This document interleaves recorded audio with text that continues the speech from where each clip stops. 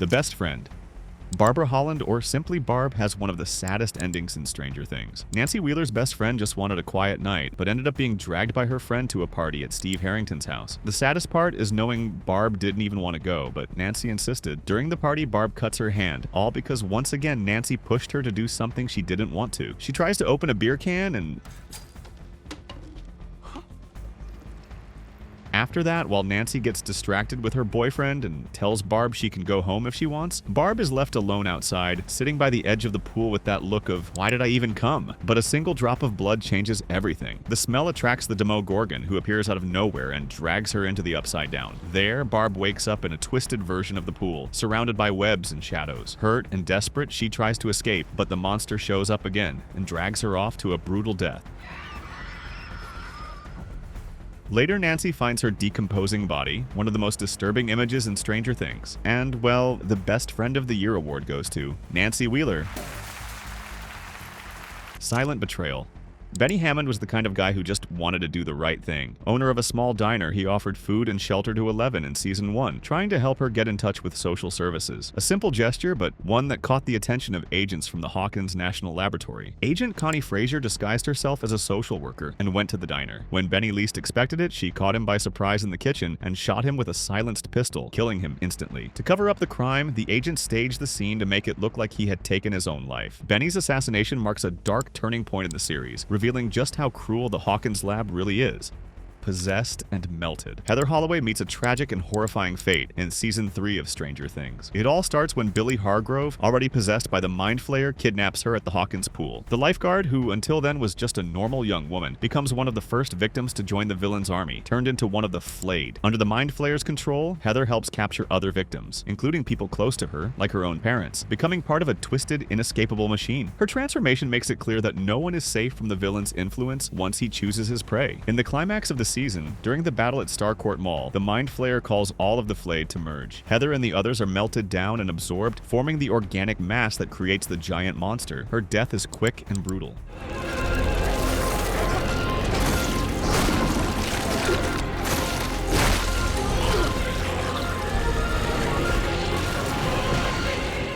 Bob's Goodbye.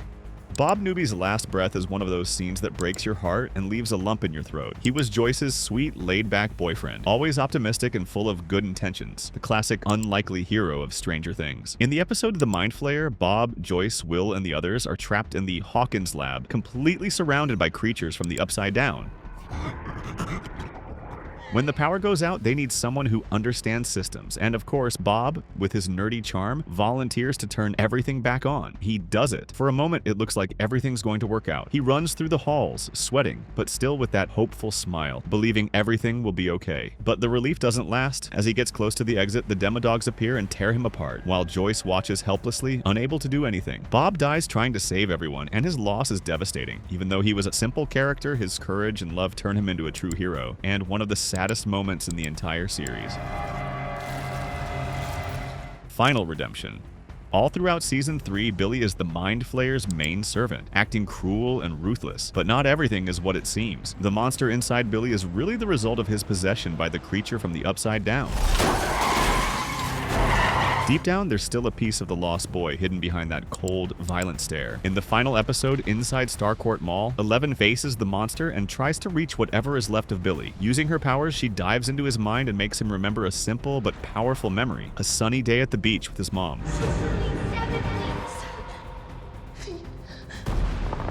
That tiny spark of humanity breaks the Mind Flayer's control, and Billy wakes up. When the monster moves in to attack, Billy steps in front of Eleven, facing the Mind Flayer alone.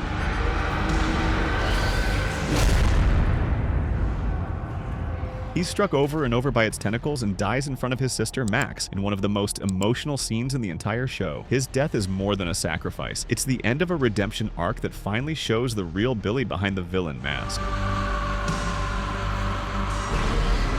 The Nerd. Fred Benson, Nancy Wheeler's classmate, is investigating Chrissy's death when he starts being tormented by disturbing visions. He relives the car accident he caused in the past, something he never managed to move on from. The tragedy haunting Fred happened the year before, in 1985. He was driving when he lost control of the car, causing a fatal crash that killed a classmate. While Fred escaped with a scar on his face, the other boy died, burned alive in the wreckage. Ever since, he carried the unbearable weight of survivor's guilt, reliving the moment of impact in his mind over and over. At the peak of his terror, Fred stumbles into an open grave and is captured. Vecna, sensing that vulnerability, uses Fred's trauma as a weapon. I want you. Manipulated by the visions, Fred is lured back to the same stretch of road where it all happened. As the hallucinations intensify, Vecna breaks into his mind. He levitates, has his bones snapped, and dies in a brutal way. His death reinforces Vecna's cruel pattern, hunting down those who are emotionally broken. A few episodes later, the same thing happens to Patrick, one of the players on Hawkins High School's basketball team. He becomes one of Vecna's victims, and during a chase to catch Eddie in the middle of the lake, Vecna finishes the job. Once again, the victim levitates and the bones are broken.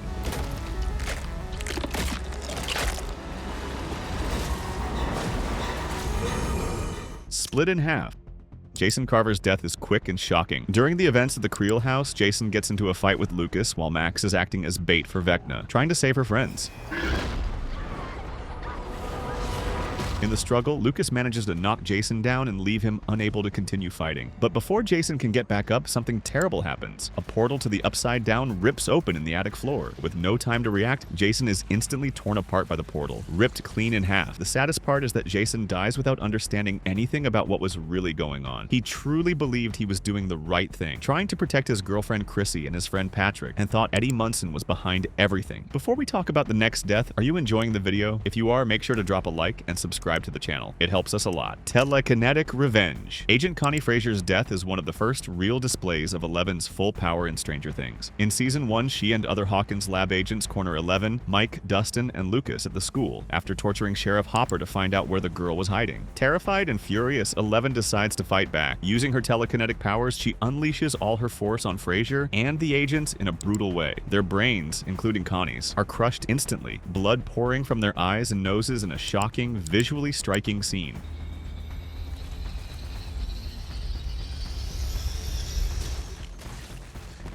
It was self-defense, but also a direct response to the violence and persecution she had suffered at the hands of the lab. Silent sacrifice.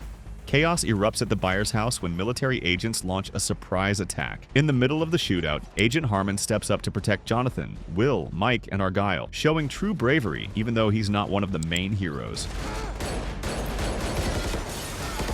Wounded in the crossfire, he's loaded into Argyle's pizza van. Bleeding and barely holding on, Harmon tries to give Mike the number for the Nina facility, vital information they need to face Vecna. Nina. Who's Nina? The number. Despite his effort, he doesn't make it and dies there, quietly but heroically. The nice Russian. One of the most beloved characters from Stranger Things Season 3 was Alexei, the Russian scientist who quickly captured fans' hearts with his innocent and endearing personality. I know he doesn't look it, but he is one of the most dangerous men in the world. His death was one of the most shocking and sad moments of the season. While enjoying the 4th of July festival in Hawkins, completely happy and carefree, Alexei was shot down by Grigori, the Russian assassin sent to eliminate him. The impact was devastating not only for the characters, but especially for fans. What makes it even worse is that he dies alone in an alley, while Murray was trying to get help. Alexei! Oh my God. The evil Russian. The showdown between Hopper and Grigori is pure tension and action in Season 3 of Stranger Things. Inside the secret Russian base beneath Starcourt Mall, the cold-blooded assassin, who totally gives off Terminator vibes, faces off against Hopper in a deadly fight right next to the machine that's ripping open the gate to the Upside Down. The battle is intense. Grigori nearly overpowers Hopper, but the sheriff regains his footing and strikes back with everything he's got. Every punch is a test of strength and will, showing Grigori's brutality and Hopper's determination. At the decisive moment, Hopper throws Grigori into the giant rotors of the machine, and he's shredded instantly. Before the final impact, Hopper even mutters a cold, "See you in hell." Grigori's death clears the way for Hopper and Joyce to shut down the machine, even if it means huge sacrifices. This is also where the show seems to kill off one of its main characters. At the end of the sequence, Hopper sacrifices himself to close the gate and vanishes in a massive explosion. His body is never shown, and the letter he leaves for Eleven makes it feel like a final, emotional goodbye. Keep the door open 3 inches.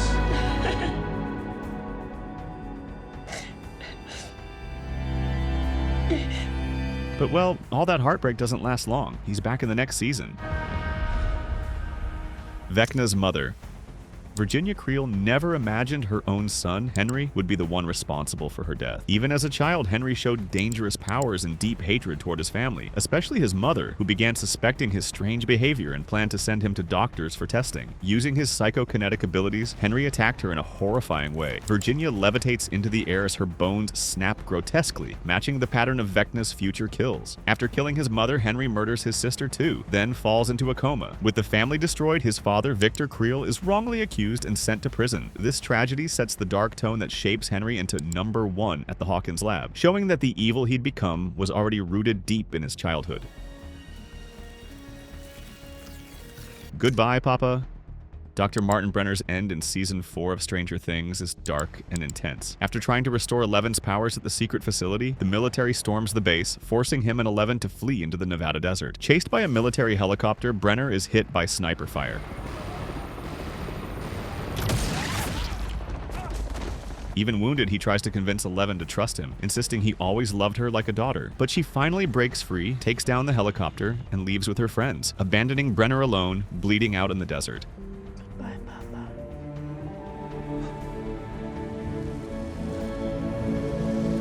Brenner's death marks the end of Papa, the manipulative figure who haunted Eleven since Season 1. After years of abuse and control, she's finally free, closing that painful chapter once and for all. The cheerleader.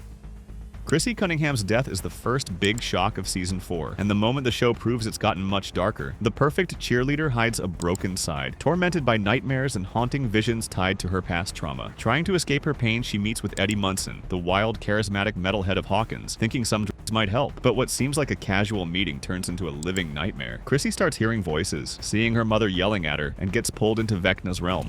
Don't cry, Chrissy. It's time for your suffering. Meanwhile, in the real world, Eddie watches in horror as Chrissy levitates in the middle of the room. What follows is brutal. Her bones twist, her eyes disappear, and her body collapses lifelessly. Eddie flees in shock, becoming the prime suspect. This death not only introduces Vecna, it sets the grim, mature tone for everything that follows. The rock hero.